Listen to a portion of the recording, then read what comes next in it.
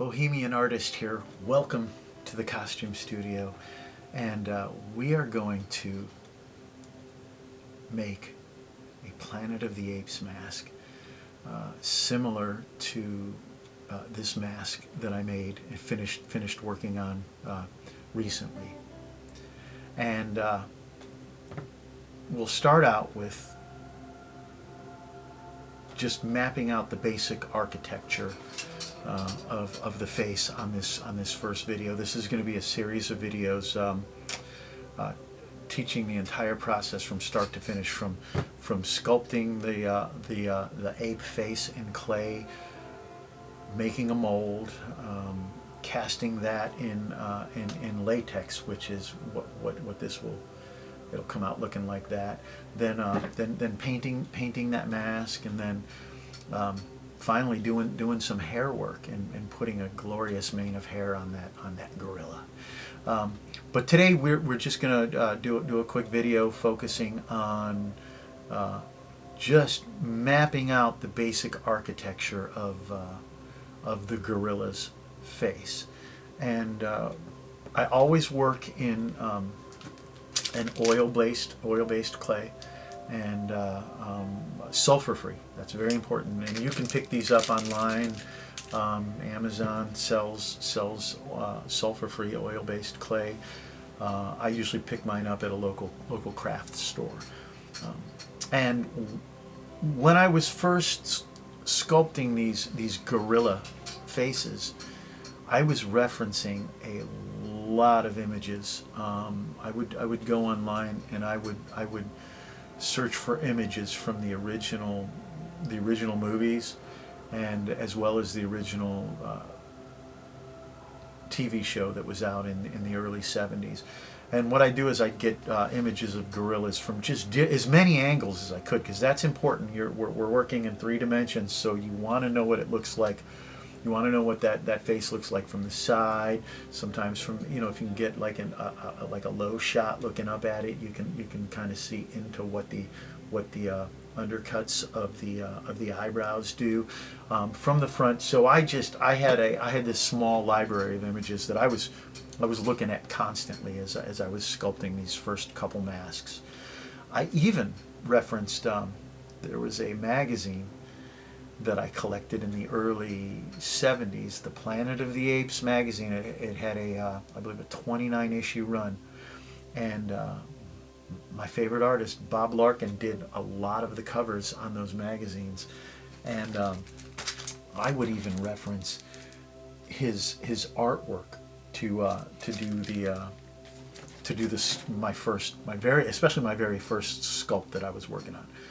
So that being said, I work on a plaster cast of just a crude plaster cast of a face, and what I've done is I've carefully, and I'm going to do another video tutorial here soon on how to make one of these.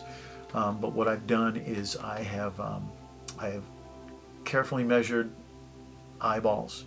Where the eye sockets are. The nose is not as important on a mask like this. If it was prosthetic work, it would be very important. But on a mask like this, there's so much room inside that mask that it doesn't matter. You got plenty of room for all shapes and sizes of noses.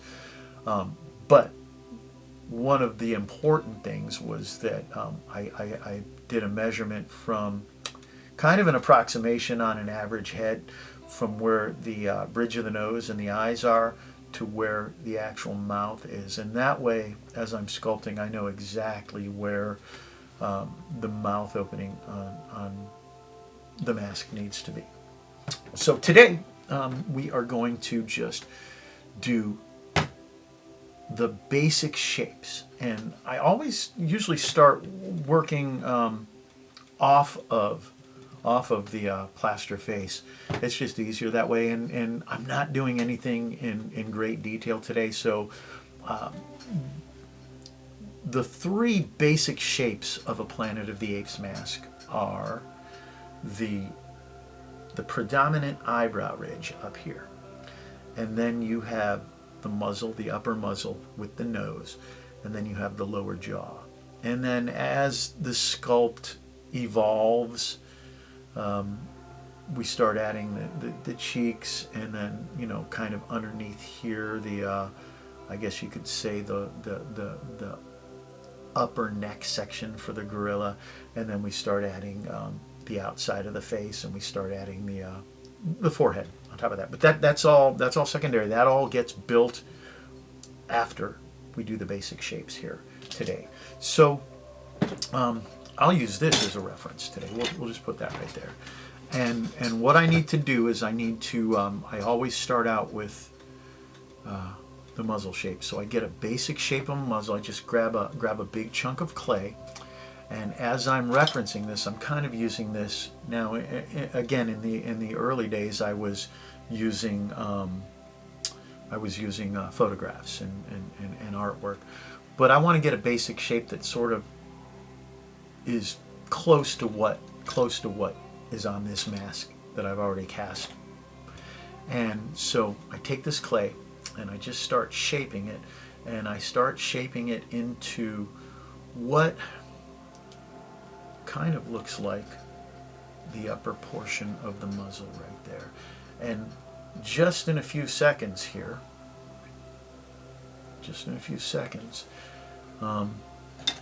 I've already got that. I think that's pretty close.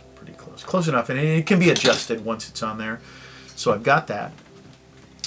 Then the next part will be the lower jaw, and I want to just get the approximate shape, just like the upper muzzle right there. So I've got that lower jaw right there, and you know what? I can even put them right next to each other, and I can see how that sort of works off each other right here. If you look at that, well, that's already a mouth. It's crude, but that's going to get us started right there. And then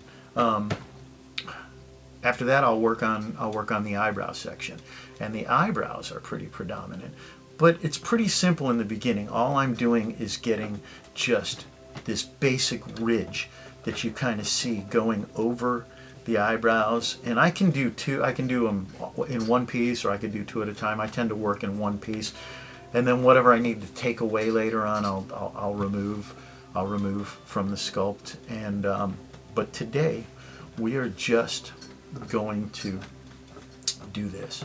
So if I look at that, and I'm going to push this muzzle up here a little more. If I look at that, that is fairly close to what I'm seeing right there, right? And again, this is just a rough, kind of a rough early stage of the sculpt right here, but that's pretty close.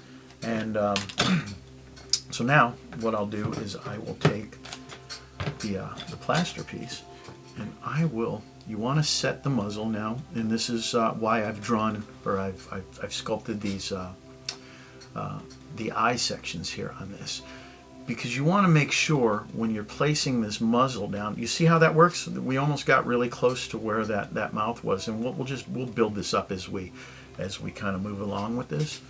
But when I'm placing this muzzle, and we'll do fine-tuning adjustments down the road, but as I place this muzzle, it's really important that that not to make the bridge of the nose too wide. You want to be able to, when somebody puts this on, or you're wearing this at Halloween or wherever, who knows, Christmas. I wore one at Christmas one time.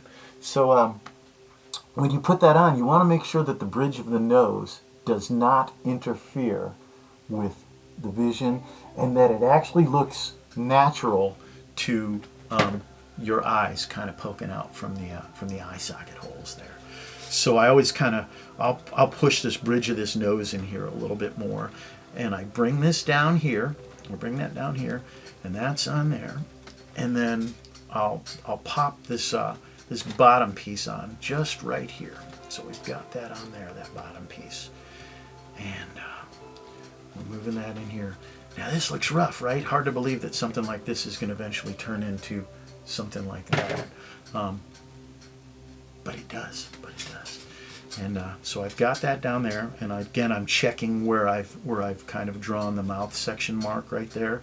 So we've got that on there, and then I will place these eyebrows on here, and again, it's just an approximation, and I might not even get it right when I put it on here the first time. I might not get any, but I've done this enough where I kind of know. So if you do this the first time and you're going, oh, that looks off, hey, it's just clay. Pull it off, rework it, pop it back on there. And so we go just like that. And then I'm going to kind of push these together because I'll cut that out a little bit later. But what I'll do is I'll also just sort of mock up where I might want the nostrils to be, and that's it. And that is pretty close to a great starting point. If I look from the side, if I look from over here, and I'm looking from over here, it's crude, right? But it's exactly what we need. It's exactly what we need. And again, we're going to take this, and we are going to turn it into this, and we are going to turn it into this mask right here. That's it for the first video. The next video, what we're going to do is we're going to start laying down the cheek sections, and we are going to start working on the details. Not quite fine-tuning the textures of the skin, but we're going to start putting the actual details, and we're going to give this face, we're going to give it its own personality. Thank you for joining me, and I'll see you soon.